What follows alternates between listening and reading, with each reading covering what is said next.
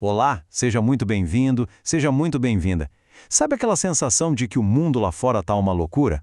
Pois é, hoje a gente vai falar sobre como fazer do nosso relacionamento um verdadeiro refúgio. Aquele lugar seguro, sabe? Um porto seguro no meio de toda essa tempestade que é a vida. E olha, para a gente mergulhar a fundo nesse assunto, a gente conta com o apoio da Nildre Clinic. Queria deixar aqui um agradecimento todo especial ao psicanalista e hipnoterapeuta Newton Guimarães. É a expertise de gente como ele que nos inspira a trazer temas assim tão importantes para cá.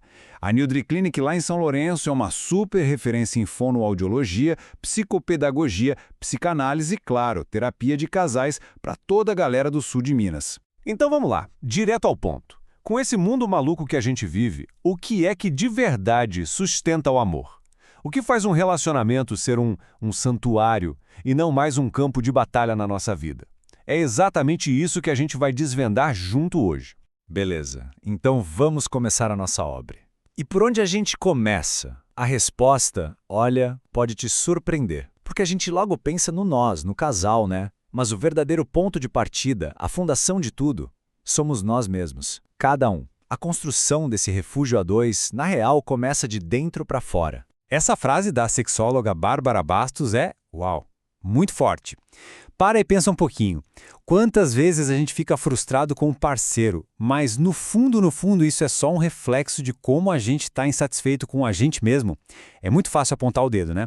Mas essa reflexão é um convite para a gente se olhar no espelho primeiro.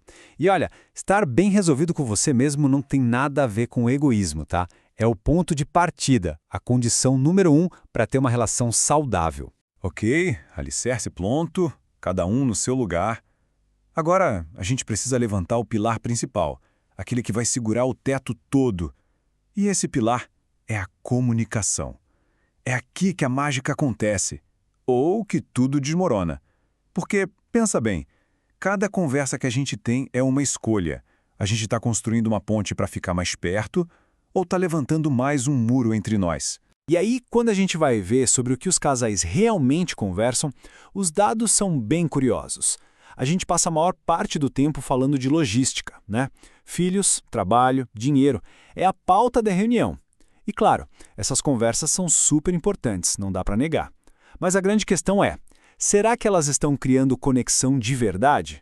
Ou a gente só está virando sócio numa empresa chamada Nossa Casa? E aqui, gente, tá o pulo do gato.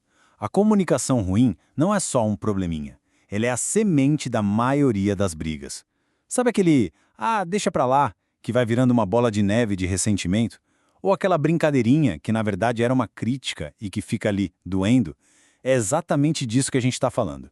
É a raiz de quase tudo que dá errado na relação. E para se comunicar bem, a gente precisa primeiro aprender a escutar. E tem uma diferença gigantesca aqui, ó. A escuta ativa é quando você para tudo para de fato entender o que o outro está sentindo, o mundo dele. Agora, ouvir para responder é quando a pessoa mal terminou de falar e você já está na sua cabeça montando seu argumento, a sua defesa. E aí, sendo bem honesto, qual dos dois você tem praticado mais? Beleza, temos a nossa fundação e o nosso pilar principal de comunicação.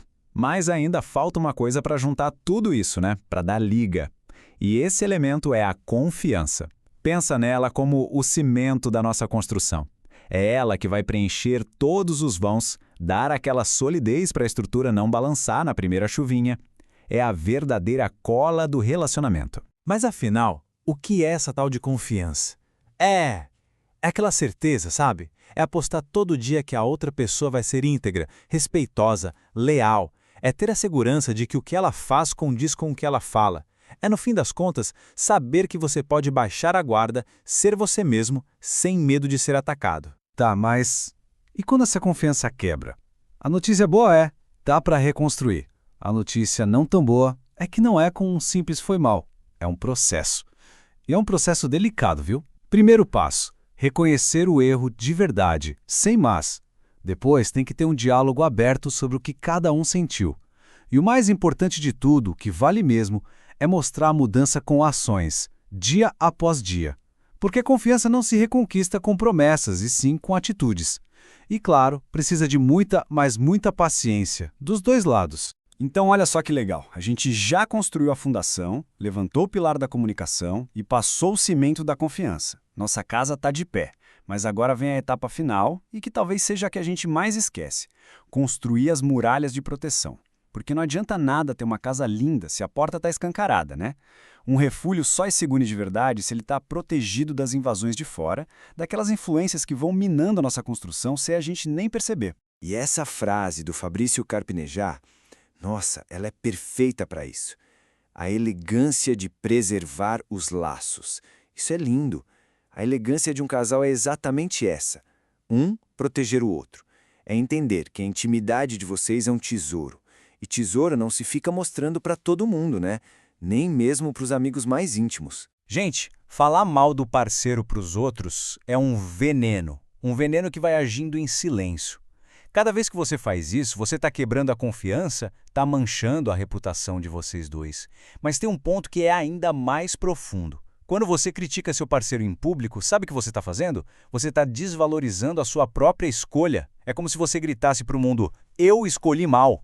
E isso abre uma portinha para um monte de pensamentos contaminados entrarem e fazerem um estrago na relação. Por isso é tão importante saber diferenciar o tipo de opinião que você está pedindo por aí. Tem a opinião que ajuda de verdade, que é aquela mais neutra, objetiva, tipo a de um terapeuta. E tem a opinião que contamina. Essa geralmente vem de amigos que, mesmo querendo ajudar, acabam jogando as dores, os medos, as frustrações deles em cima do seu relacionamento. O conselho que eles te dão, muitas vezes, tem muito mais a ver com a história deles do que com a sua. Então, no final das contas, a grande lição é essa.